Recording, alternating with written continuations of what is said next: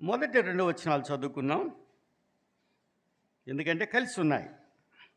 కొలస్సీలకు రాసిన పత్రిక 2వ అధ్యాయం మొదటి 2 వచనాలు చదవండి సహోదరులు.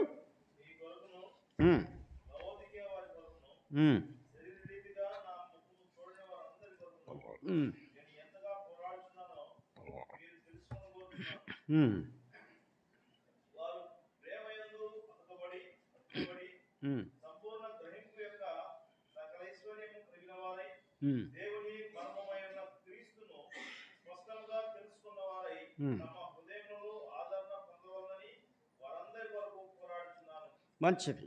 చదవబడిన భాగాన్ని పరిశుద్ధాత్మ దేవుడిలో మన వినికిడి కొరకై దీవించునుగాక. ఆమేన్. ప్రియులారా, కొలస్సీలకు రాస్తూ అపోస్తలుడైన పౌలు రెండో మర్మాన్ని మనకి తెలియపరుస్తున్నాడు. ఏంటిది రెండో మర్మం? చదివారా? నేను చదువుతున్నాను, చూడండి. దేవుని మర్మమై ఉన్న క్రీస్తుని స్పష్టంగా తెలుసుకోవాలట. చాలా విషయాలు అందులో ఉన్నాయి. ముందుగా దేవుని మర్మమై ఉన్న క్రీస్తు, Christ the mystery of God. దేవుని మర్మము ఎవరు అంటే క్రీస్తే.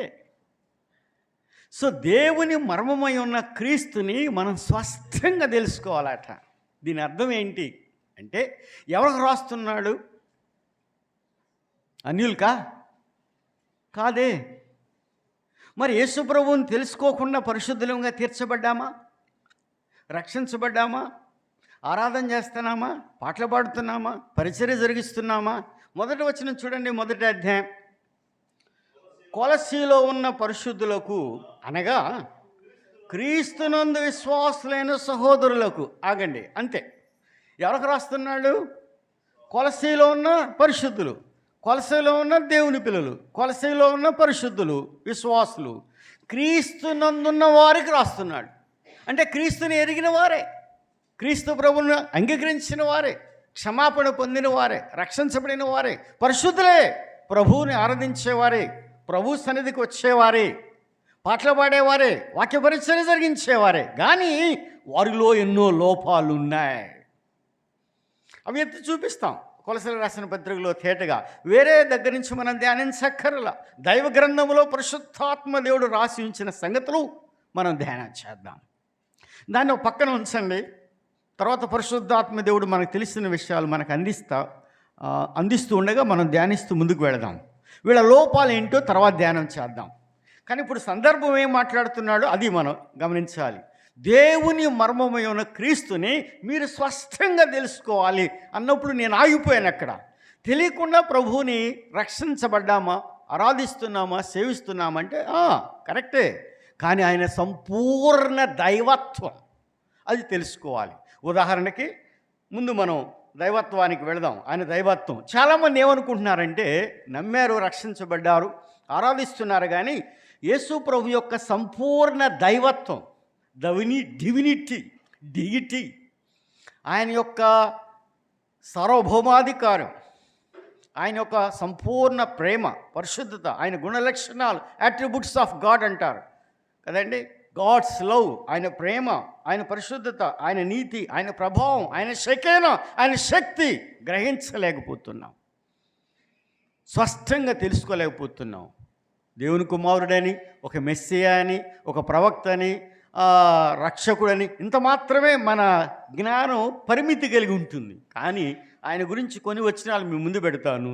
టు బిగిన్ విత్ కొలస్సీలకు రాసిన పత్రిక 2:9 చూడండి. ఏలయనగా దైవత్వము యొక్క సర్వ పరిపూర్ణత సశరీరముగా క్రీస్తునందు నివసించుచున్నది. అమూల్యమైన వచనం. యేసుక్రీస్తు ప్రభు ఎవరు?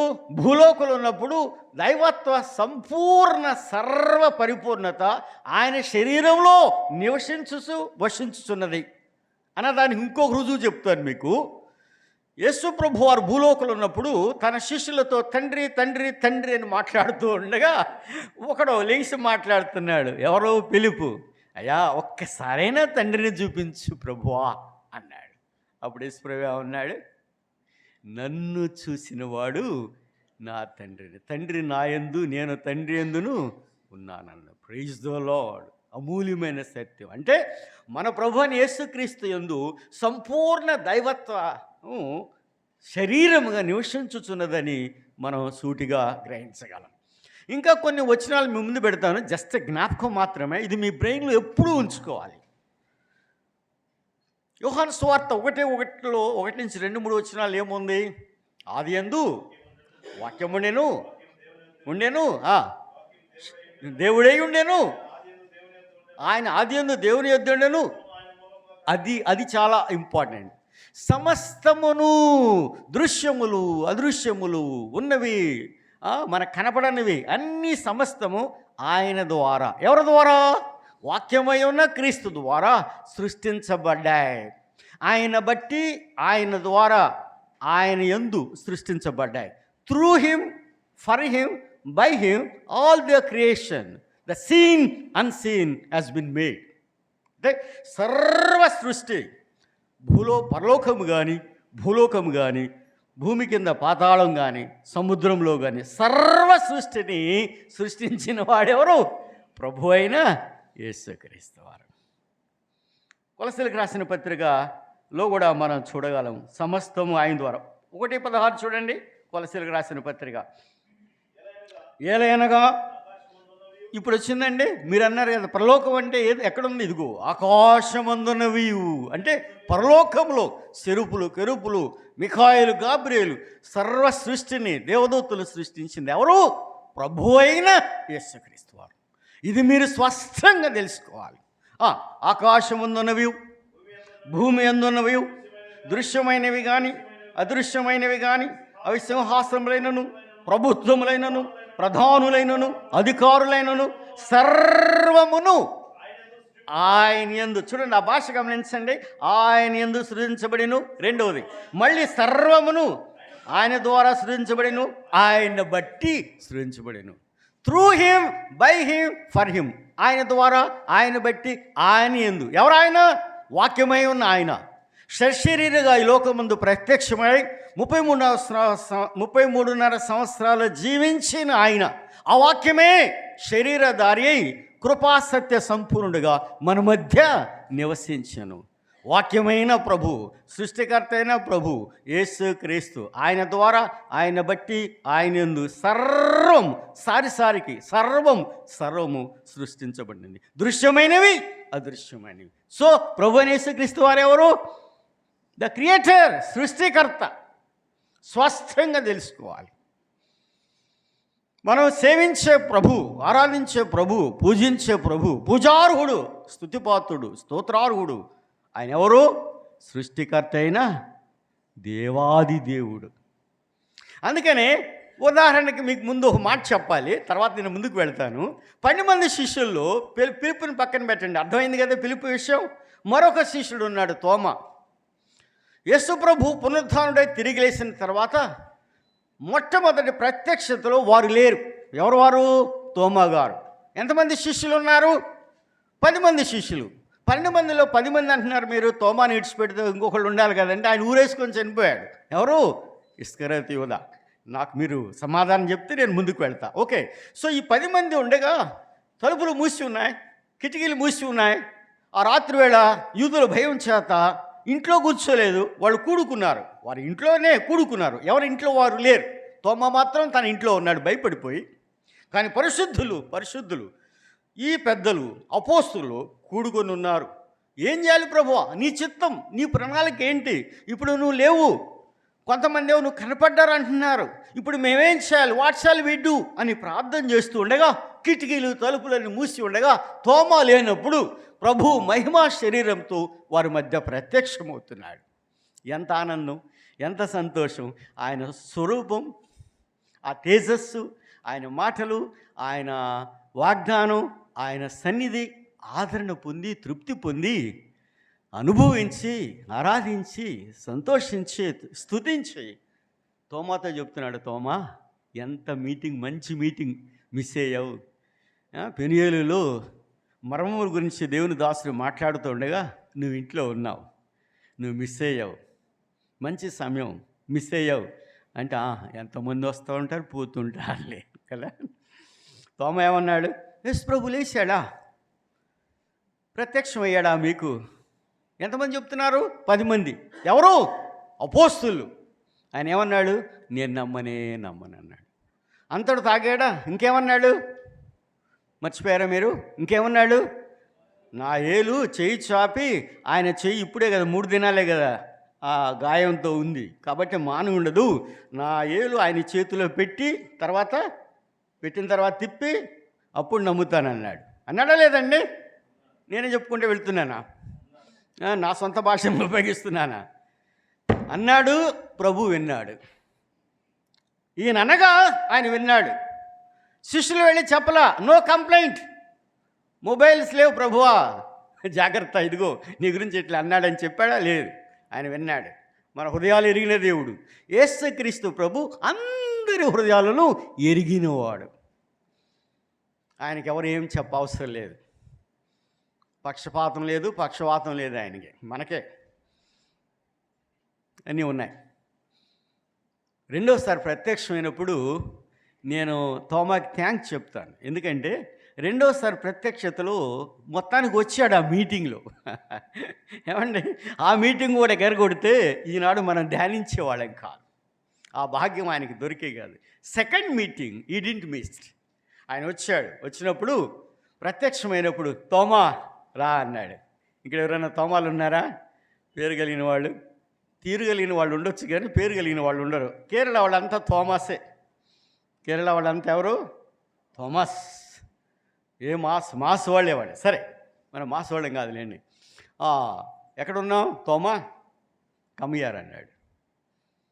ఒకసారి నీ చేయి చాపి నీ ఏలుతో నా చేతిలో పెట్టి తిప్పు, అప్పుడు నమ్ము అన్నాడు. చేయి చాపాడా? తిప్పాడా? లేదు. ప్రభు చూసిన వెంటనే, ప్రభువుని చూసిన తర్వాత ఆయన స్వరం విన్న వెంటనే ఒక మాట అన్నాడు. ఆ మాట కోసం మీకు ఇంత బ్యాక్గ్రౌండ్ చెప్పాల్సి వచ్చింది. ఏమన్నాడు తెలుసండి? చెప్పండి. నా ప్రభువా, నా ప్రభు నీవు, నా దేవుడు నీవు. ఒకవేళ యేసుక్రీస్తు ప్రభు దేవుడు కాకపోతే కొందరు అన్నట్టుగా, మీరు విన్నట్టుగా, కొందరు మాట్లాడుతున్నట్లుగా, అప్పుడు యేసు ప్రభు ఏమన్నాడు? ఏమనాలి? నేను దేవుడిని కాదయ్యా, నా తండ్రి దేవుడు, నన్ను దేవుడు అని పిలవద్దు అనాలి కదా. కానీ అన్నాడా? యాక్సెప్ట్ చేశాడు. అంటే యేసుక్రీస్తు ప్రభువే స్వయంగా ఫుల్లీ గాడ్, సంపూర్ణమైన దేవుడు, అనుమానం లేదు. కనుక తోమ అన్నాడు, నా ప్రభువా, నా దేవు. ఇంకేమి రిఫరెన్స్లు కావాలి ఆయన దైవత్వం? ఇంకా ఉన్నాయి. ఇవన్నీ మీరు నోట్ చేసుకోండి. ఆయన ఆరాధించడానికి, పూజించడానికి అనుకూలమైనవి. పాత నిబంధన గ్రంథంలో కూడా యెషయా గ్రంథం కదా, ఆయన ఆశ్చర్యకరుడు, మనకు శిశువు అనుగ్రహించబడేను, మనకు కుమారుడు అనుగ్రహించబడేను, ఆయన పేరు ఇమ్మానుయేలు, ఆశ్చర్యకరుడు, ఆలోచనకర్త, బలవంతుడైన దేవుడు, నిత్యుండగు తండ్రి, సమాధానకర్తగా అధిపతి. ఇవన్నీ మీకు తెలుసు. కానీ కొత్త నిబంధన మీ ముందు పెట్టి నేను ముందుకు వెళతా. రోమీలకు రాసిన పత్రిక 9వ అధ్యాయం 5వ వచనం చూడండి. సహోదరులు తీసిన వారు చదవండి. 9:5. ఇశ్రాయేల్ గురించి మాట్లాడుతూ అపోస్తలుడైన పౌలు రోమీలకు అందిస్తున్నాడు ఈ సత్యాన్ని. పితరులు వీరు వారు శరీరమును బట్టి క్రీస్తు వీరిలో పుట్టెను. అది నోట్ చేసుకోండి. క్రీస్తు ఎవరు? సర్వం సృష్టించిన సర్వాధికారి. Praise the lord. సర్వాన్ని సృష్టించిన సర్వాధికారి అయిన దేవుడు అన్నాడు. దాన్ని మళ్ళీ కొనసాగిస్తూ అమూల్యమైన సత్యం ఒక మాట చెప్పాడు. ఏంటది? నిరంతరము స్తోత్రార్హుడు, ఆమెన్ అన్నాడు. ఆయన సర్వాధికారి. హిందీలో చాలా బాగుంటుంది, నేను ఇంగ్లీష్లో చెప్పి హిందీకి వెళతా. ఆల్మైటీ గాడ్ అని ఇంగ్లీష్లో ఉంది, హిందీలో మాత్రం సర్వశక్తిమాన్ ప్రభు పరమేశ్వర్ హై అని ఉంది. ఎంత పొడుగు ఉందో చూడండి. సర్వశక్తిమాన్ ప్రభు పరమేశ్వర్, సర్వాధికారి అయిన దేవుడు నిరంతరము స్తోత్రార్హుడై ఉన్నాడు. ఎవరు? యేసుక్రీస్తు ప్రభు అని ఎక్కడుంది? రోమా 9:5లో ఉంది. స్తుతిపాత్రుడు, పూజనీయుడు, పూజార్హుడు, నిరంతరము ఆయనకే మహిమ, స్తుతి, ప్రభావములు యుగయుగములు కలుగునుగాక. ఆమేన్. ఇది ఎవరు రాస్తున్నారు? అపోస్తలుడైన పౌలు రోమీయులకు రాస్తూ అందిస్తున్నాడు. కొలసీలకు రాసింది కూడా ఆయనే. మన ఉదయకాల సమయంలో ఒక వ్యక్తిని మనం ధ్యానం చేశాం. 1 యోహాను రాసిన పత్రిక 5వ అధ్యాయం 22లో ఎవరో 12 మంది శిష్యులు, చిన్నవాడు, యేసు ప్రభును రొమ్మును ఆనుకున్న శిష్యుడు, యేసు ప్రభు ప్రేమించిన శిష్యుడు ఎవరు? యోహాను. ఆయన ఏం రాస్తున్నాడు యేసు ప్రభు గురించి? ఈయన నిజమైన దేవుడు, నిత్య జీవాధిపతి. నిజమైన దేవుడు, ట్రూలీ గాడ్, సత్య పరమేశ్వర్ హే అంటారు హిందీలో. అండ్ అనంత జీవన్ హే, నిత్య జీవం. 5:22 యోహాను సువార్త, అదొక రెఫరెన్స్ యేసుక్రీస్తు గురించి. ఎన్ని రెఫరెన్సులు ఉన్నాయండి? ఇప్పుడు మనం ధ్యానం చేద్దాం. దేవుని మర్మమై ఉన్న క్రీస్తుని మీరు స్పష్టంగా తెలుసుకోవాలట. ఇవన్నీ రెఫరెన్సులతో పాటు తీతు రాసిన పత్రిక 2:13లో ఒక మాట ఉంది. తీతు రాసిన పత్రిక 2:13 అనగా మన ప్రభు ఎవరు? గ్రేట్ గాడ్, మహాన్ పరమేశ్వర్ అంటారు హిందీలో. మహాన్ పరమేశ్వర్ అంటే ఆల్ అబౌవ్, అందరికంటే అన్నిటికంటే ఎత్తైన ఉన్నతమైన వాడు ప్రభువైన యేసుక్రీస్తు. మహాదేవుడును మన రక్షకుడైన యేసుక్రీస్తు మహిమ యొక్క ప్రత్యక్ష కొరకు విశ్వాసులేని మనం ఎదురు చూస్తున్నాం. భూలోకంలో ఉన్న మనుషులకు నిరీక్షణ లేదండి. దేవుని పిల్లలకు, పరిశుద్ధులకు, విశ్వాసులకు నిరీక్షణ ఉన్నది. అది జీవముతో కూడిన నిరీక్షణ, లివింగ్ హోప్, ఎటర్నల్ హోప్. జీవముతో కూడిన నిరీక్షణ మనకున్నది. అన్యులకు లేదు, అవిశ్వాసులకు లేదు. కానీ దేవుని పిల్లలు, పరిశుద్ధులు, యేసు ప్రభువు నమ్మిన వారు, రక్షించబడిన వారు, ఆరాధించేవారు, సంఘములో ఉన్నవారు, ప్రభువును హత్తుకున్నవారు, ప్రభువు మీద ఆధారపడిన వారు, ప్రభువును స్పష్టంగా తెలుసుకున్నవారు, వారికి గొప్ప నిరీక్షణ ఉన్నది. అదేంటది? ఏంటది? జీవముతో కూడిన నిరీక్షణ. కనుక ఆయన ఎవరండి? యేసు ప్రభు వారు మహాదేవుడును మన రక్షకుడు. మంచిది. తెలుసుకుంటే ఏం చేయము? ఇప్పుడు అది చూసి తెలుసుకుంటే మనం ఏ విధంగా మారుతామో ఈ రెండు చూడాలి. మీకు అర్థమైంది ఇప్పుడు నేను చెప్పేది? ఈ దేవుని మర్మమైన క్రీస్తుని తెలుసుకుంటే భూలోకంలో మనం ఎలా జీవిస్తాం, మనలో మార్పు ఏంటి కనపడాలి. చేయవలసినవి చేయాలి, చేయకూడనివి మానుకోవాలి. విశ్వాసులు ఎక్కడున్నాం మనం? పరలోకంలో లేవు. పరలోకంలో ఆత్మీయంగా కూర్చుండబడ్డాం. పరలోకంలో మనకి పౌరసత్వం ఉన్నది. పరలోకంలో మన ప్రభు ఉన్నాడు. మన పేర్లు జీవగ్రంథంలో ఉన్నాయి. మన కొరకు పరలోకంలో ప్రభు విజ్ఞాపన చేస్తున్నాడు, మన సంపూర్ణ రక్షణ కొరకు. కానీ ఇక్కడ ఉన్నాం భూలోకంలో దేని నిమిత్తం? ఆయన సాక్షులుగా. అందుకని మనల్ని ఆయన ఏర్పరచుకున్నాడు, అందుకని మనల్ని ఆయన కొనుక్కున్నాడు, అందుకని మనల్ని పిలిచాడు, అందుకని ఆయన మనల్ని నిర్ణయించుకున్నాడు. మీకు అర్థమవుతుందని ఆ భాష? అర్థమవుతుందండి? అర్థం కాకపోతే తలపండి, నేను ముందుకు వెళ్తాను. ఇంకా అర్థం కాల, అర్థమైతే నవ్వుతారు కదండి. సీరియస్గా ఉన్నారేంటి? సీరియస్గా ఉన్నారు. అర్థమవుతుందా బాబు? అర్థమవుతుందా? ఓకే నాన్న. అర్థం కాకపోయినా తలపండి బాబు, నేను ముందుకు వెళ్తాను. ఎక్కడున్నా మనం? దేవుని మర్మమైన క్రీస్తుని స్పష్టంగా తెలుసుకుంటే రెండు విషయాలు మనలో కనపడతాయి.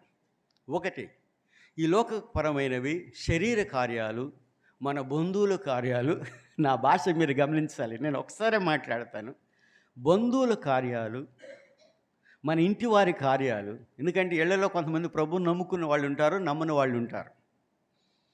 ఆచారాలు, అలవాటులు, పద్ధతులు, మూలపాఠాలు ఇవి మానివేస్తాం.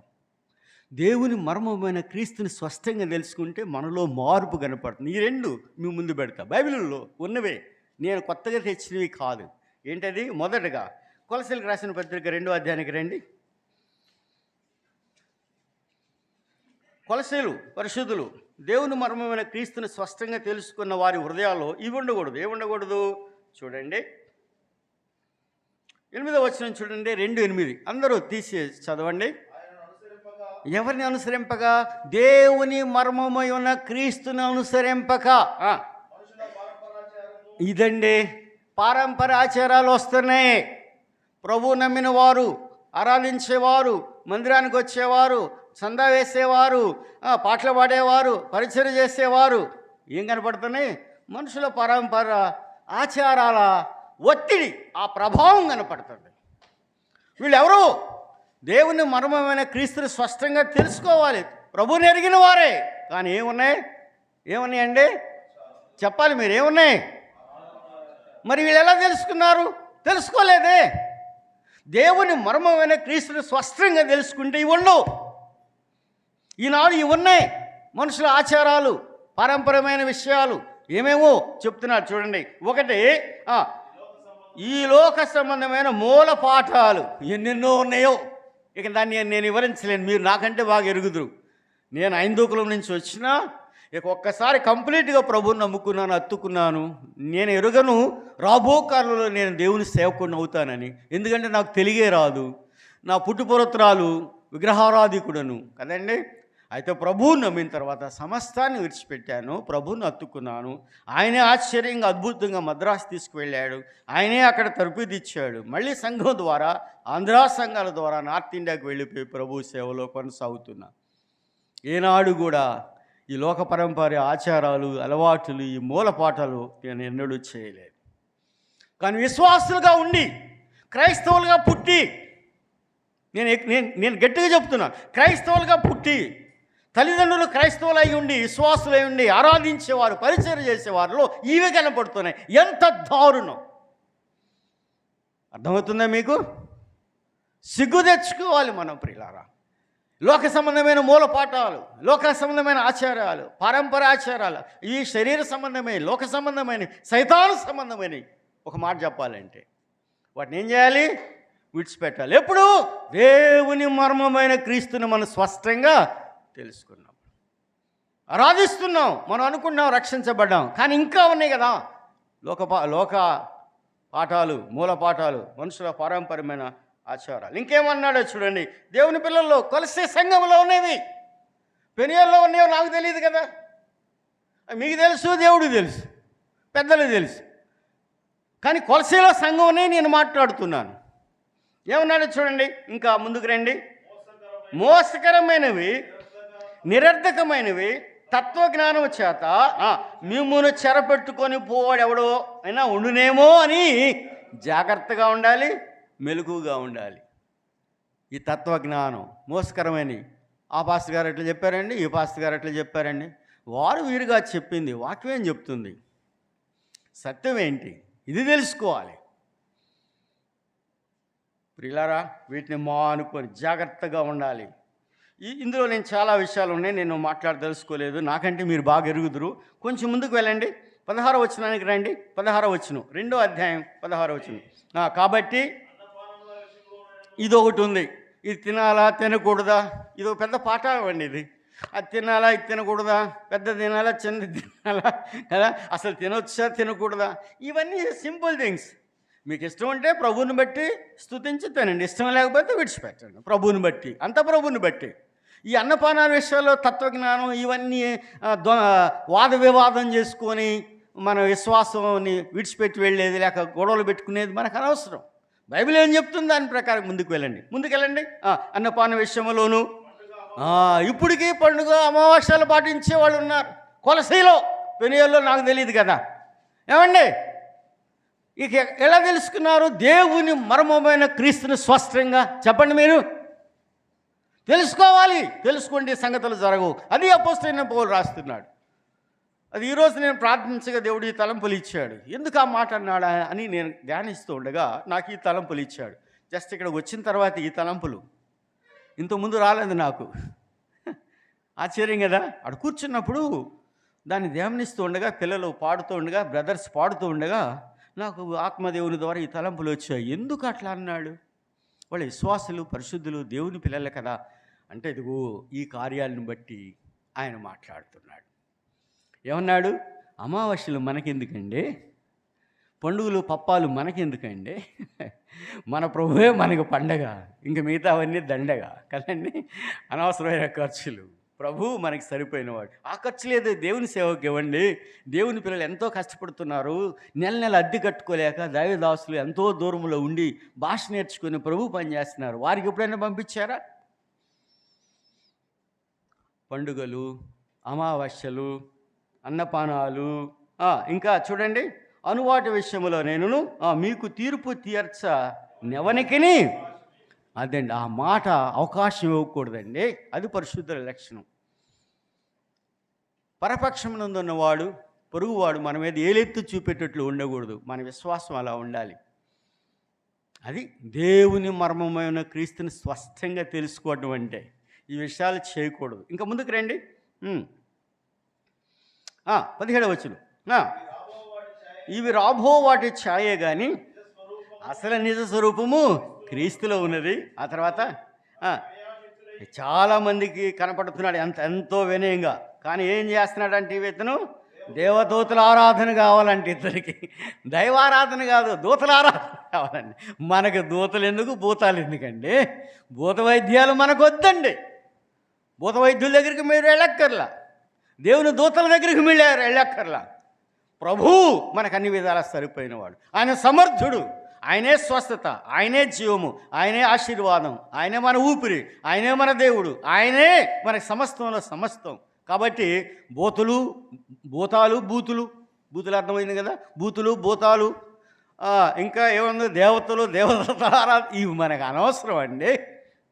బైబిల్ చెప్తుంది, నేను చెప్పట్లా. ఆయన వచ్చాడు చెప్పాడు కాదండి, వేరే వారు చెప్పారు కాదండి. దైవ గ్రంథంలో రాయబడిన సంగతులు బలి వేదనతో నేను మాట్లాడుతున్నాను ఈ విషయాలు. ప్రియులారా, ఇప్పటికీ మన క్రైస్తవుల మధ్య ఉంటే ఎంత దుఃఖకరం. సంవత్సరాలు గడిచిపోతున్నాయి, ఆరాధన చేస్తున్నాం, ఆత్మీయమైన మార్పు లేదు.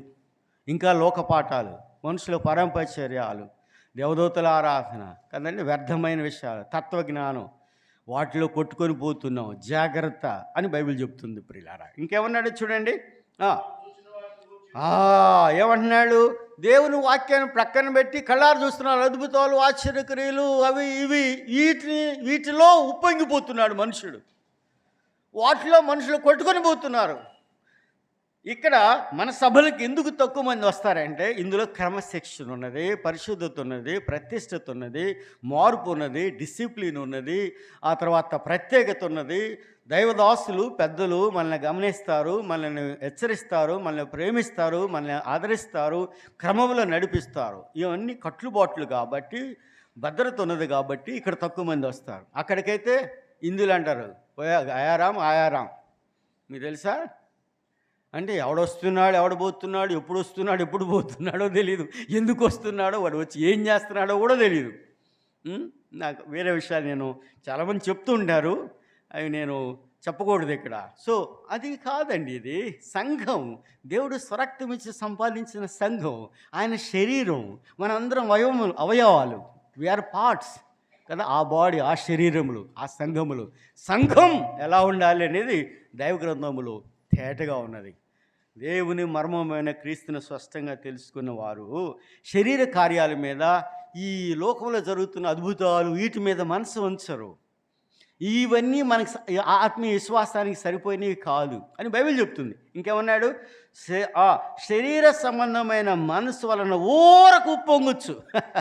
ఇంకేం లేదు, ఊరకు ఉప్పొంగొచ్చు, పూనకం వచ్చినట్లు ఏదేదో చేస్తూ దేవదూతల ఆరాధనలో, మనుషుల పారంపర్యమైన విషయాలలో, తర్వాత మూల పాఠాలలో, ఈ పండుగలు, అమావాస్యాలు, విశ్రాంతి దినాలు ఇవి ఎన్నో ఉన్నాయి చేస్తూ అసలు సత్యాన్ని ప్రక్కన పెట్టి, దేవుని మర్మమైన క్రీస్తుని ప్రక్కన పెట్టి, లోబడక, విధేయత చూపెట్టక, సంఘానికి క్రమంగా రాక, ప్రభువుని సరిగా వెంబడించక, తెలుసుకునలేక కొట్టుకొని పోతున్నవారు, అందులో మీరుంటే జాగ్రత్త, ప్రమాదం. అందుకనే పౌలు రాస్తున్నాడు, ఆత్మపూర్ణుడే, దేవుని మర్మమైన క్రీస్తుని మీరు స్పష్టంగా తెలుసుకొని ఆదరించబడాలని నా ప్రార్థన, నా ఆశ అన్నాడు. ఇంకేమన్నాడు? కిందకి రండి, మనం ముగించాలి. శరీరం ఏంటి? సంఘం అని చెప్పాను కదా, బాడీ ఆఫ్ క్రైస్ట్. క్రీస్తు శరీరం, సంఘం, శిరస్సు ఆయన కదండి. ఆ శిరస్సు అయిన ఆ ప్రభువుని అత్తుకోవట్లేదు. ఎవరు అత్తుకుంటున్నారు? ఇవన్నిటిని అత్తుకుంటున్నారు. అర్థమైందా మీకు? హత్తుకొనక ఆ, అట్లాంటి వ్యక్తికి మీ బహుమానం మీరు ఇవ్వద్దు. వారికి ఏమి ఇస్తున్నారండి? వచ్చేదేమో పెనుయలకి, ఇచ్చేదేమో వేరే వాడికి. ఇది ఎక్కడ న్యాయం అండి? వచ్చేది ప్రభు సన్నిధికి, సంఘానికి. మీరు ఎక్కడెక్కడో ఇస్తే అట్లా, ఎవరెవరికో ఇస్తే అట్లా అండి. మన విశ్వాసం, మన ప్రభువుని హత్తుకున్నవారు దేవ సేవకులు పంపించండి.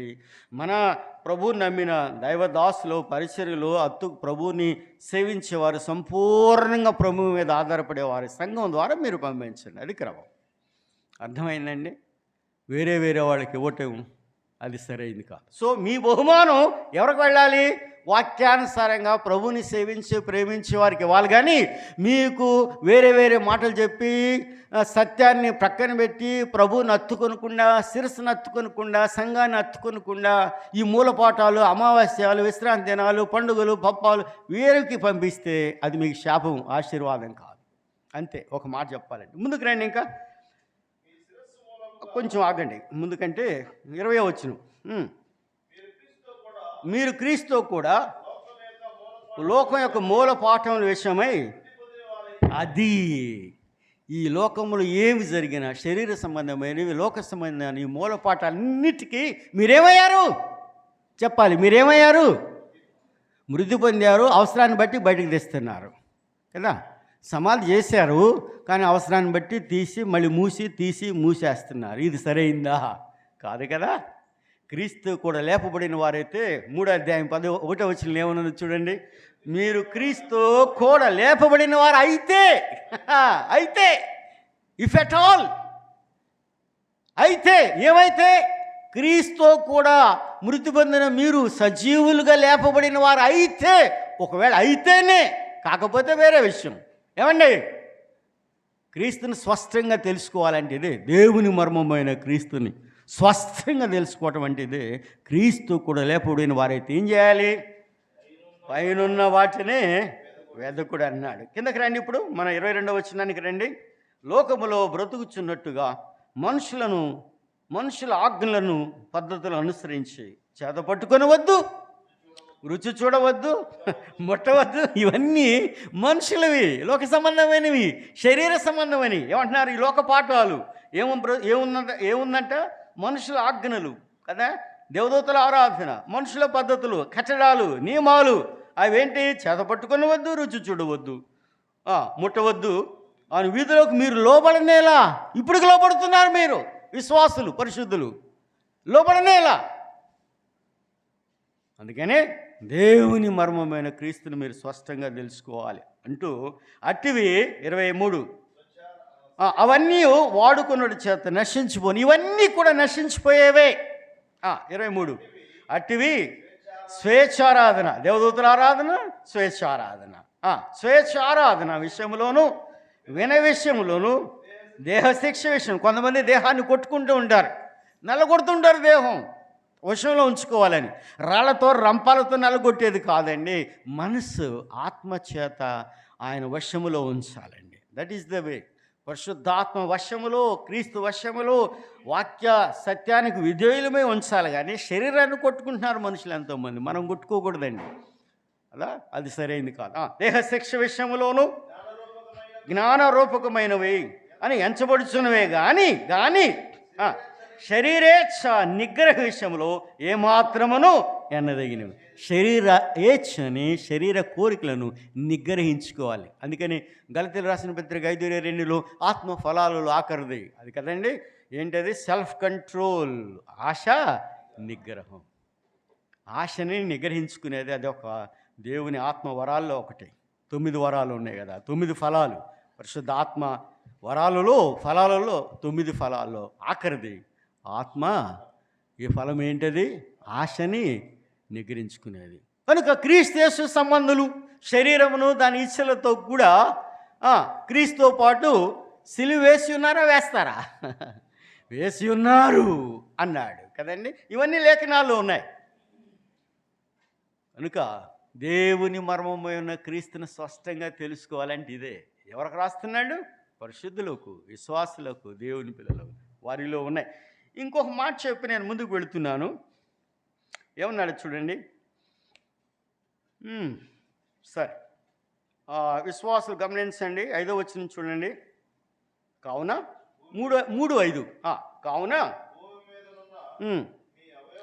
మన శరీరంలోని అవయములను అనగా జారత్వమును, అపవిత్రతను, కామాతృతను, దురాశను, విగ్రహారాధనైన ధనాపేక్షను ఏమన్నాడు?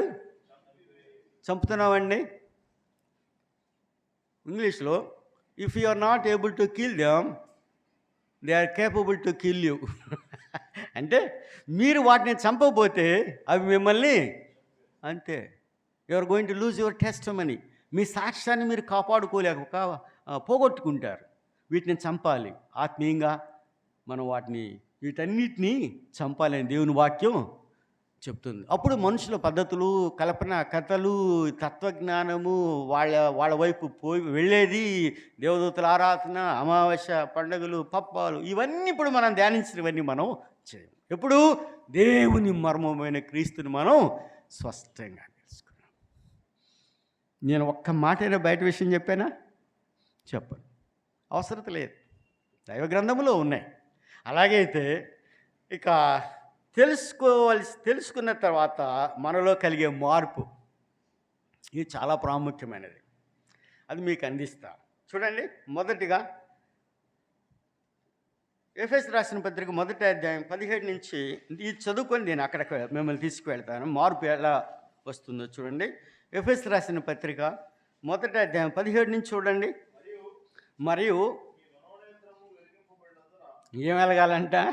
ఒకటి, ఉదయకాల సమయంలో మనం ధ్యానించుకున్నాం కదా, దేవుని మర్మమైన క్రీస్తు సువార్త ప్రకాశం మన మీద ప్రకాశింపచేసి చీకట్లో నుండి ఆశ్చర్యకరమైన వెలుగులకు మనం నడిపించి అంధకార సంబంధమైన అధికారం నుండి మనల్ని విడుదల చేసి తాను ప్రేమించిన తన రాజ్య నివాసులుగా చేశాడు.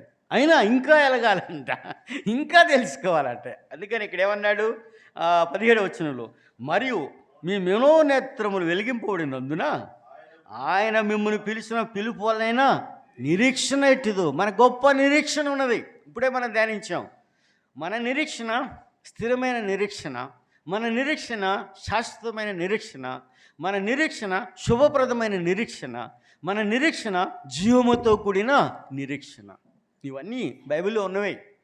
అలాగైతే ఇక్కడ మిమ్మల్ని పిలిచిన పిలుపు వలనైనా నిరీక్షణ ఎట్టిదో అంటూ సెకండ్ ఏమన్నాడు చూడండి. పరిశుద్ధులలో ఆయన స్వాస్థ్యం యొక్క ఎట్టిదో, ఎక్కడ? పరలోకములు పరిశుద్ధులతో ఆ స్వాస్థ్యం, మనకి ఇవ్వబోయే స్వాస్థ్యం, ఆ మహిమ యొక్క గొప్పతనం ఎట్టిదో, ఇంకా ఆయన తండ్రి దేవుడు క్రీస్తునందు వినియోగపరిచిన బలాతిశయమును బట్టి విశ్వసించు మనందరి యందు ఆయన చూపుచున్న తన శక్తి యొక్క అపరిమితమైన మహత్యం ఎట్టిదో మీరు తెలుసుకొనవలెనని మన ప్రభు అయిన యేసుక్రీస్తు తండ్రి అయిన మహిమ స్వరూపయోగు తండ్రి, ఇది అండర్లైన్ చేసుకోండి, తన్ను తెలుసుకుంటేందు మీకు జ్ఞానమును ప్రత్యక్షతను గల మనసు అనుగ్రహించినట్లు నేను నా ప్రార్థన యందు మిమ్మును గూర్చి విజ్ఞాపన ఎఫెసీయులతో కూడా అన్నాడు. దేవుని ఇంకా తెలుసుకోవాలట. తెలుసుకుంటే కొన్ని సంగతులు ఎఫెసీయుల్లో ఉన్నాయి, చాలా సంగతులు. అది నేను ఇప్పుడు మనం ధ్యానించట్లేదు. ఇవి ఇక్కడ కూడా ఇంకా తెలుసుకోవాలి. ఆ దేవుని, ఆ ప్రభువుని, ఆ మహిమ, ఆ ప్రభావం, ఆయన బలం, ఆయన అతిశయం, ఆయన మహిమ, ఇవన్నీ కూడా రాస్తున్నాడు. సరే, తెలుసుకుంటే ఏమవుతుంది? నెంబర్ 1, ఎఫెసీయులకు రాసిన పత్రిక 4వ అధ్యాయం 11 వచనం చూడండి. Chapter 4 verse 11. మనమందరము 4:11, ఇంకా కొంతమంది తీస్తున్నారు, చదవండి బ్రదర్. 4:11 ఎఫెసీ. మనమందరము విశ్వాస విషయములోను, ఆగండి, ఏ జ్ఞానం ఇది? దేవుని మర్మమైన క్రీస్తుని స్పష్టంగా తెలుసుకోవాలంటే ఇదే. అర్థమైందండి? దేవుని కుమారుని గూర్చిన జ్ఞానములోను ఏకత్వము పొంది సంపూర్ణ పురుషుల మగు వరకు, అనగా ఏంటి సంపూర్ణ పురుషులు అంటే? ఇక్కడ అన్నాడు అనగా క్రీస్తునకు కలిగిన సంపూర్ణతకు సమానమైన సంపూర్ణత గలవార మగు వరకు ఆయన ఎలాగ నియమించను. గమనించండి, దేవుని మర్మమైన క్రీస్తుని స్పష్టంగా తెలుసుకుంటే లోక సంబంధమైనవి, శరీర సంబంధమైన ఈ మూలపాఠాలు, పితృపారంపర్యమైన ఆచార్యాలు వ్యర్థమయ్యి ఈ దేవదూతల ఆరాధన, స్వేచ్ఛ ఆరాధన, అమావాస్య, ఈ పండుగలు, భూతాలు, బూతులు, ఈ శరీర కార్యాలన్నీ విడిచిపెట్టి క్రీస్తు కలిగిన సంపూర్ణమైన సమానత్వానికి మనం వెళ్ళాలట. ఎంత అద్భుతమైన వచనం అండి. వెళ్తున్నామా? ఆ రూపం, ఆ సమానత్వం, క్రీస్తు కలిగిన సంపూర్ణతకు సమానమైన సంపూర్ణత కలవారంగా ఉన్నామా? ఈ రాత్రి వేళ దేవుడు తన దాసుల ద్వారా మనతో మాట్లాడుతుండగా మన హృదయాలు ఇప్పి సరిచేసుకుందాం, దిద్దుకుందాం, సవరించుకుందాం. దేవుడు మన మధ్య ఉన్నాడు. నమ్మాం, రక్షించబడ్డాం, దేవుని బిడ్డలుగా తీర్చబడ్డాం, ప్రభు సన్నిధికి వస్తున్నాం, ఆరాధిస్తున్నాం, సేవిస్తున్నాం, పూజిస్తున్నాం. మరి మన జీవితం ఎలా ఉంది? నేను ఒక్కోసారి ప్రశ్న వేసుకుంటాను. నా జీవితము, నా సేవ, నా ఆరాధన, నా ప్రార్థన నా ప్రభుకి మహిమ లేకపోతే అది వ్యర్థమే కదా. ఆయనకి సంతోషం లేకపోతే, ఆయనకి ఆనందం లేకపోతే అది వ్యర్థమే కదా. ఆయన ఇతన్ని ఎందుకు ఎన్నుకున్నానా, ఇతను ఎందుకు నియమించానా, ఇతనికి ఎందుకు రక్షణ ఇచ్చానా, ఈమెకి ఎందుకు ఇచ్చానా అని బాధపడేటట్లు ఉంటే ఎట్లా? బాధపడ్డాడు. ఎక్కడ?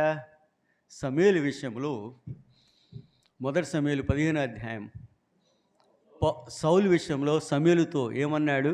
నేను ఇతను రాజుగా చేసినందుకు దుఃఖిస్తున్నాను అన్నాడు. అంతేనా? మీకు అర్థమైందా? 1 సమూయేలు గ్రంథం 15వ అధ్యాయంలో ఇశ్రాయేలు మీద సౌలుని రాజుగా చేసినందుకు నేను దుఃఖిస్తున్నాను అన్నాడు. అంతే కదా. నేను ఇట్లా అంటాను, ఈ సంఘానికి పెద్దగా చేసిన దాన్ని బట్టి, ఈ సంఘానికి పరిచారకుడిగా చేసిన దాన్ని బట్టి, ఈ సంఘానికి నేను దేవుని దాసుడిగా చేసిన దాన్ని బట్టి నేను దుఃఖిస్తున్నానంటే మనకెంత కష్టం.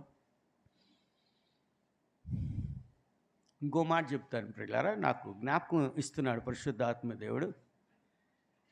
ఆదికాండం 6వ అధ్యాయంలో ప్రజలందరూ చెడిపోయి, హృదయాలు, తలంపులు, జీవితాలు చెడిపోయి ఉన్నప్పుడు ఆయన ఏమన్నాడు తెలుసా? వీళ్ళ ఆలోచన, వీళ్ళ హృదయం అంతా చెడ్డది, అది ఎంతో పైకి వెళ్ళింది. భూమి మీద ఈ మనుషులను, నరులను సృష్టించిన దాన్ని బట్టి నేను సంతాప పొందుతున్నాను అన్నాడు. అది నేను వేసుకుంటే, నన్ను పుట్టించిన దాన్ని బట్టి, మిమ్మల్ని నేను అంటలేదు, నేను అంటున్నా. నన్ను పుట్టించిన దాన్ని బట్టి, నన్ను రక్షించుకున్న దాన్ని బట్టి, నన్ను తన దాసుడిగా నియమించిన దాన్ని బట్టి నా దేవుడు సంతోషిస్తున్నాడా, సంతాప పొందుతున్నాడా? నీకు అర్థమైందా? అలాగే ఆ స్థానంలో మీ పేరు మీరు ఉండండి. ప్రశ్న వేసుకోండి. దేవుని మర్మమైన క్రీస్తుని మనం స్పష్టంగా తెలుసుకుంటే దినదినము ఆయన కలిగిన సంపూర్ణతకు సమానమైన సంపూర్ణతలోకి వెళ్ళాలి. అందుకనే దేవుడు సంఘములో మనకేమిచ్చాడు? గ్రంథం ఇచ్చాడు. సంఘములో మనల్ని చేర్చాడు. 3 ఆయన దాసుల్ని ఇచ్చాడు. 4 పెద్దల్ని ఇచ్చాడు. 5 కుమారుని ఇచ్చాడు కదండి. ఎన్నో దీవెనలు పరసంబంధమైన మనకి ఇచ్చాడు. ఎందుకో తెలుసా? నాకు ఇష్టమైన మాట. పేతురు పత్రికకి రండి. మళ్ళీ తర్వాత 2వ పాయింట్కి వద్దాం. 2 పేతురు 1:3 చూడండి. 2 పేతురు తన మహిమను బట్టి, గుణాతిశయమును బట్టి, ఇక్కడ కూడా అదే మనం ధ్యానిస్తున్న ఆ సందర్భానికి అనుకూలమైన వచనం అది. చూడండి ఏమంటున్నాడు. మరి ఒకసారి చదవమ్మా, అది ఇంపార్టెంట్ వచనం. అందరు తీయండి. తన మహిమను బట్టి, గుణాతిశయమును బట్టి మనలను పిలిచిన వారిని గూర్చిన అనుభవ జ్ఞాన మూలముగా దినదినము ఆయన గురించి తెలుసుకున్నడు ద్వారా స్పష్టంగా ఏమవుతుందట?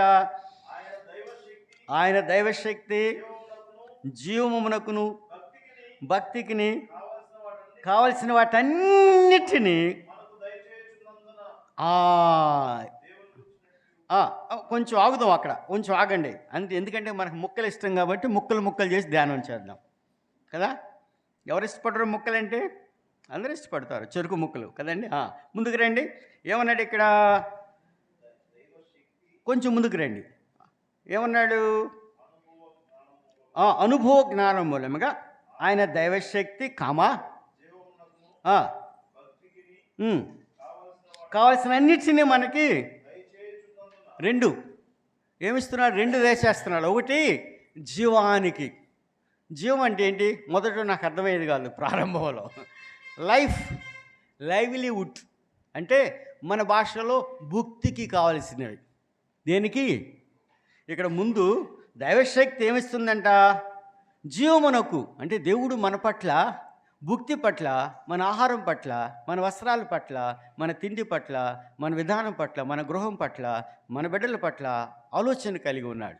కాబట్టి జీవమునకు కావలసినవి, భుక్తికి కావాల్సినవి అన్నీ కూడా, కొన్ని కాదు, బైబిల్లో ఉంది, అన్నీ ఇస్తున్నాడు కదా.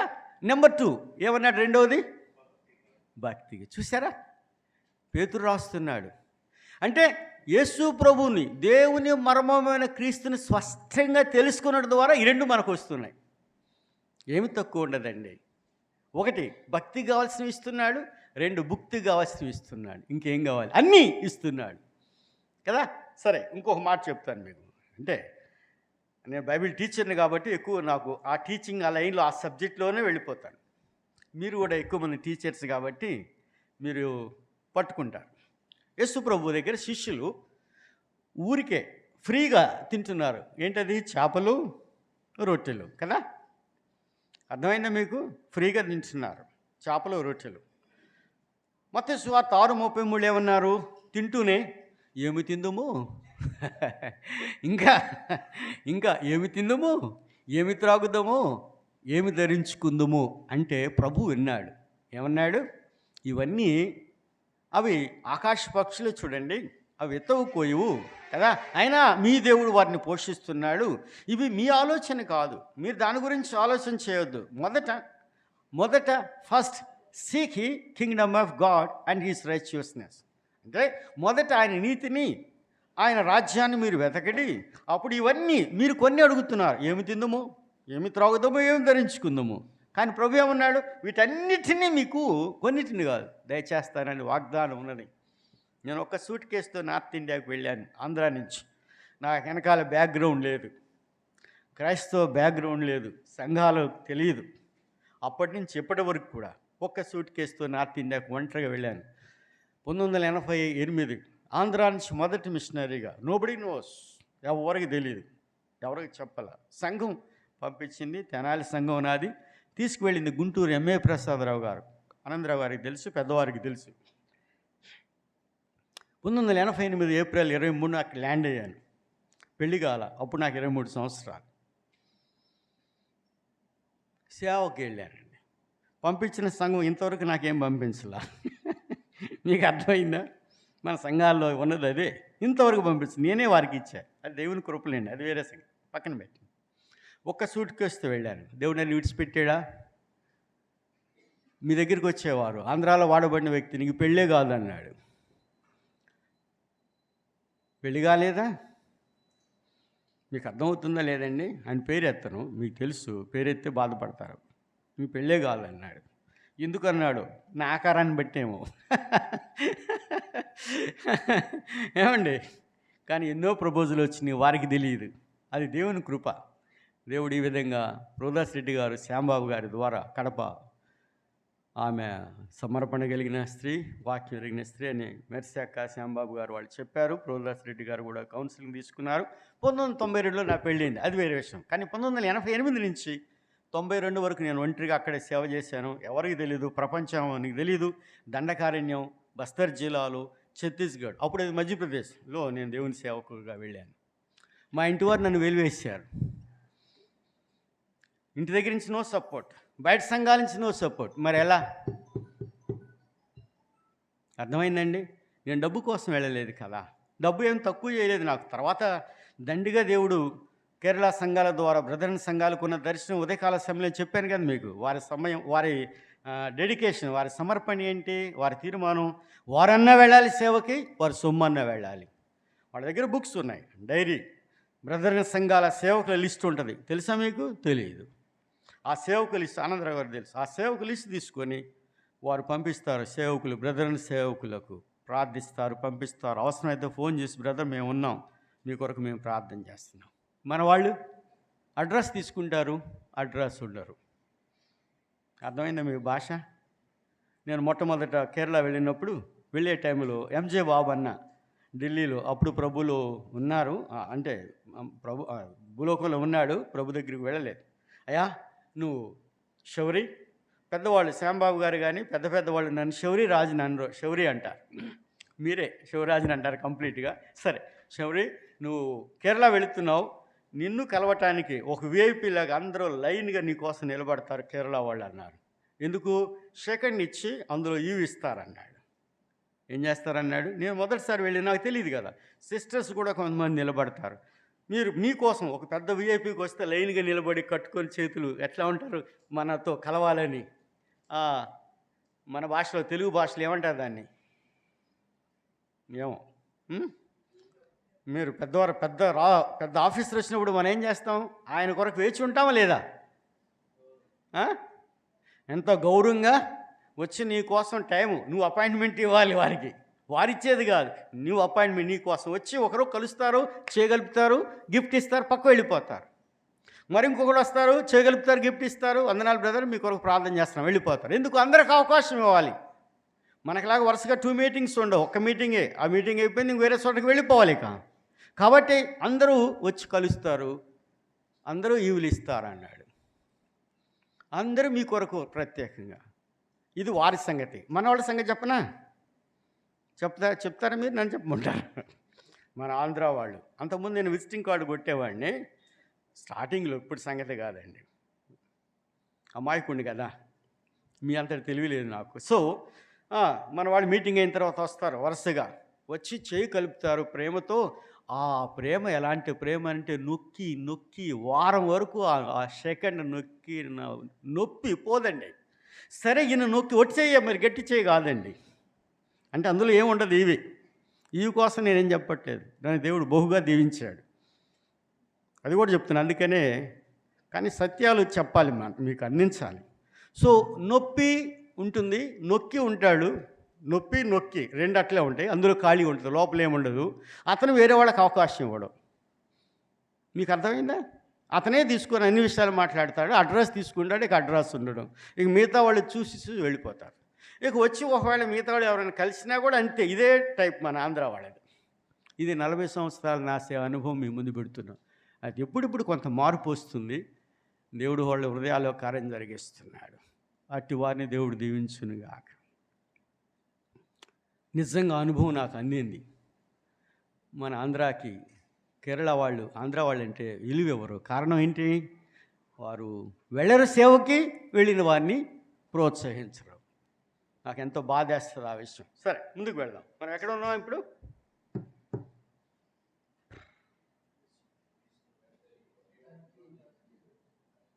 జీవమునికి కావాల్సింది అదండి. చూసారా, దేవుడు పరిశుద్ధాత్మ దేవుడు సహాయం చేశారు. మీరే నన్ను తప్పుదోవ పట్టిస్తున్నారు. 2 పేతురు 1వ అధ్యాయం 3వ వచనంలో దేవుడు జీవము కావాల్సినవి, భక్తి కావాల్సినవి సమస్తమైన అన్నిటినీ దయచేస్తాను. నేను వట్టి సూట్ కేసుతో వెళ్ళాను. గత 39 సంవత్సరాల నుంచి దేవుడు నన్ను దీవించాడు. పెళ్ళే కాదన్నారు, పెళ్ళయింది. ఒక బాబు మెకానికల్ ఇంజనీరు, అమ్మాయి డాక్టర్. పిల్లల్ని దీవించాడు. సంఘాలు కట్టబడ్డాయి, ఆత్మలు రక్షించబడ్డాయి. నాకెంతో తృప్తి. ఎవరి వైపు నేను చూడలేదు. అంటే ప్రారంభంలో మనుషుల వైపు చూశాను, వారు నాకేం చేయలేదు. పంపించిన వారు నాకేం చేయలేదు, ఇంకోటి చేసిన వారు నాకేం చేయలేదు, అన్నీ చెప్తున్నారు. అయితే నాకు చేసింది, నాకు అన్ని విధాలు సరిపోయిన వాడు నా ప్రభు. కాబట్టి ఎవరు మేము ఆయనకి ఇది చేసాం అది చేసామని చెప్పుకోవడానికి ఆస్కారం లేదు. ఆయన కృప. అటు వారిని బట్టి దేవుని స్తోత్రాలు. నన్ను పంపించడమే గొప్పది, గొప్ప విషయం. అక్కడికి ఆయన వారి నడిపింపుతో అది ఆయన దేవుడు అలా నడిపించాడు. పెళ్లి చేయటం గొప్ప సంగతి, అది ఆయన ఆశ్చర్యకార్యం. అలాగా మేము రుణస్థులం, కృతజ్ఞులం దేవుని పిల్లలందరికీ. మంచిది, ముందుకు వెళదాం. భక్తి కావాల్సినవి, భుక్తి కావాల్సినవి. నేను అందుకే నా భాష ఉపయోగిస్తున్నా. జీవం అంటే అర్థం కాదు కదా. భక్తి కావాల్సినవి, భుక్తి కావాల్సినవి అన్నిటినీ ఆయన ధారాళంగా దయచేస్తున్నాడు. ఇంకా ముందుకెళ్ళండి. ఇప్పుడు దేవుని గూర్చినట్టు, మన ప్రభు అని యేసుక్రీస్తుని గూర్చినట్టు అనుభవ జ్ఞానం వలన మీకు కృపయు సమాధానమును, దేవుని మర్మమైన క్రీస్తుని మనం సంపూర్ణంగా తెలుసుకున్నట్లయితే భక్తి కావాల్సినవి, భక్తి కావాల్సినవి అన్నీ ఇస్తున్నాడు. దాంతోపాటు కృపా సమాధానాన్ని విస్తరిస్తున్నాడు ప్రియులారా. ఇది నెంబర్ 1. నెంబర్ 2, 2 కొరింథీ 3:18 రండి. 2 Corinthians chapter 3 verse 18. 2 కొరింథీ 3:18. మనమందరమును ముసుగులేని ముఖముతో ప్రభు యొక్క మహిమను అర్థము వలె ప్రతిఫలింప చేయొచ్చు, మహిమ నుండి అధిక మహిమను పొందొచ్చు, ప్రభు ఆత్మ చేత ఆ పోలికగానే మార్చబడుచున్నాం. ఏ పోలిక? పరిశుద్ధాత్మ దేవుడు మన హృదయంలో ఉండి ఏం కార్యం జరిగిస్తున్నాడు? వినండి ప్రియులారా, మన హృదయాలు ఉన్న పరిశుద్ధాత్మ దేవుడు మనల్ని దినదినము దేవుని మర్మమైన క్రీస్తుని స్పష్టంగా తెలుసుకున్నది ద్వారా ఆయన పోలికలోనికి మారుస్తున్నాడు. అంటే ఆయన మాట్లాడినట్లుగా, ఆయన జీవించినట్లుగా, ఆయన కార్యాలు జరిగించినట్లుగా, ఆయన ఆలోచించినట్లుగా ఆయన రూపంలోనికి దినదినము మారుస్తున్నాడు. He has been changing. The Holy Spirit is changing to think like him, to talk like him, to walk like him, to live like him, to act like him. అర్థమైందండి? పరిశుద్ధాత్మ దేవుడు మన హృదయాల్లో ఉండి దేవుని మర్మమైన క్రీస్తుని తెలుసుకునే ద్వారా దినదినం మనల్ని మారుస్తున్నాడు ఆయన పోలికలోనే. ఇది ఎవరు రాస్తున్నారు? అపోస్తలుడైన పౌలు రాస్తున్నాడు. మరి 12 మంది శిష్యులు చిన్నవాడు, నాకు ఇష్టమైన భక్తుడు, యేసు ప్రేమించిన శిష్యుడు ఏం రాస్తున్నాడు చూడండి. 1 యోహాను రాసిన పత్రిక 3:2 చూడండి. ప్రియులారా, అయి ఉన్నారా? ఈ రాత్రి వేళ ప్రశ్న, మీరు దేవుని పిల్లలా? మరి ఎవరు పిల్లలు? దేవుని పిల్లలు, పరిశుద్ధులు, నీతిమంతులు, పరమ పురోహితులు కదండి, పరరాజ్యానికి వారసులు, యాజకులైన రాజులేని యాజక సమూహము, యాజకత్వం జరిగించేవారు, సేవ జరిగించేవారు, దేవుని పిల్లలు కదా. వారు ఏమన్నాడు ఇక్కడ?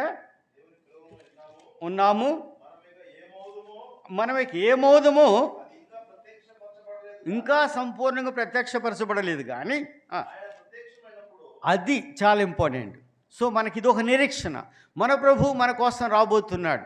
మొదటిసారి వచ్చే సమస్త మానవాళిని ప్రేమించి వారి పాపముల శిక్ష యావత్తు తనపైన వేసుకుని కలువశిలువలో తన యవన రక్తాన్ని చిందించి తన అమూలమైన ప్రాణాన్ని పణముగా మన కొరకు అర్పించుకొని సమాధి చేయబడి 3వ దినమే తిరిగి లేచిన ప్రభు 33.5 సంవత్సరాలు జీవించి మరణించి తిరిగి లేచి మళ్ళీ సుమారుగా ఆయన 40 దినాలు భూలోకములు ఉండి తన శిష్యులు కనపరుచుకొని ప్రత్యక్షపరుచుకొని వారిని బలపరిచి స్థిరపరిచి 40వ దినమున పరలోకానికి వెళ్ళి 50వ దినమున పెంతెకొస్తు దినమున పరిశుద్ధాత్మ దేవుని పంపి మనల్ని అనాథులుగా విడిచిపెట్టక తిరిగి రాబోతున్నాడు. ఆయన రెండవ రాకడ. ఈవేళ వస్తాడో రేపు వస్తాడో తెలియదు. ఆయన రాకముందే పోకముందే ఆయన బిడ్డలుగా తీర్చబడిన మనం ఆయన ప్రత్యక్షత కొరకు ఎదురు చూసేవారముగా ఉండాలని దైవగ్రంథం సెలవిస్తుంది. సో ఆయన ప్రత్యక్షమైనప్పుడు ఏమవుతుందట? ఇప్పుడు రండి చదవండి. ఆయన ఉన్నట్లుగానే ఆయనను చూతుము గనుక ప్రైజ్ ది లార్డ్, ఆయనను పోలి ఉందాము. We will see him as he is, we will be with him and we will be like unto him. ఆయన ఎలా ఉన్నాడో ఉన్నట్టుగానే చూస్తాం, ఆయనతోనే ఉంటాం. చూడండి, ఆయన ఎలాగున్నాడో అలాగే ఆయన చూస్తాం. చూసిన మనం ఆయనతోనే ఉంటాం. ఆయనతో ఉన్న మనం ఆయన పోలి ఉంటాం. ఎంత గొప్ప భాగ్యం! దేవుని మర్మమైన క్రీస్తుని స్పష్టంగా తెలుసుకునే ద్వారా ఆయన పోలిక రూపాంతరం daily, day by day, to be transformed అంటూ ద లైక్నెస్ ఆఫ్ క్రైస్ట్. అదే రోమాపత్రిక 8:29 ఉంది. చూడండి ఒకసారి, చూసి ముగిస్తాను నేను. రోమాపత్రిక 8:29 ఇదే వచనం. అంటే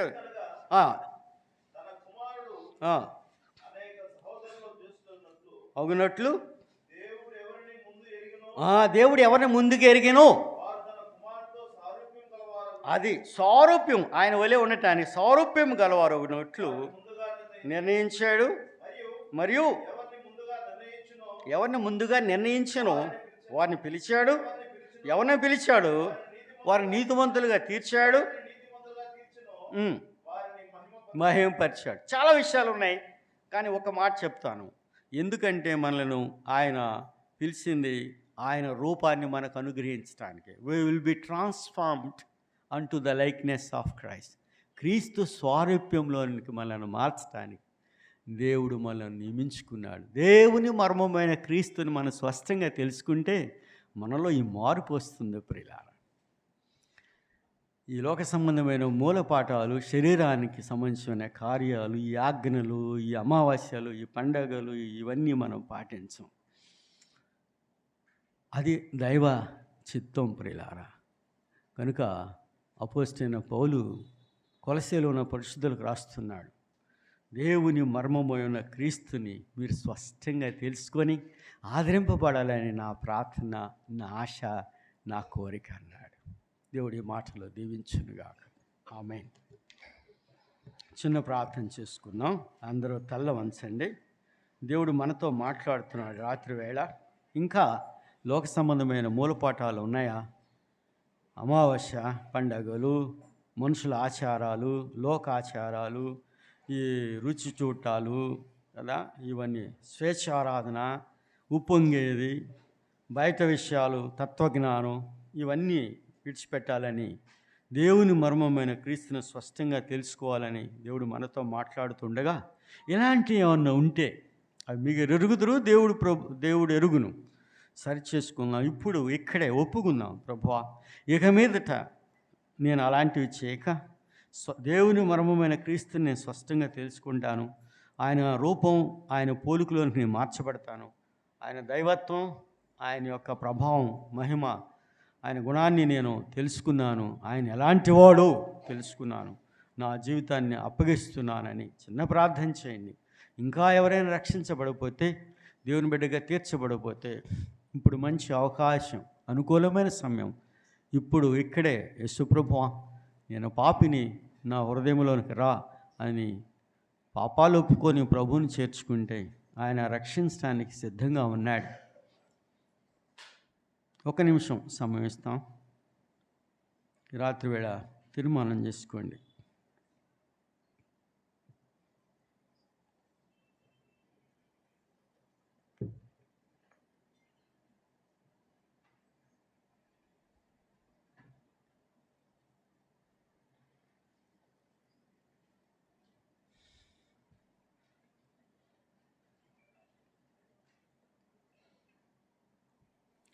మంచిది. తీర్మానం చేసుకున్న సహోదర సహోదరుని దేవుడు దీవించునుగాక.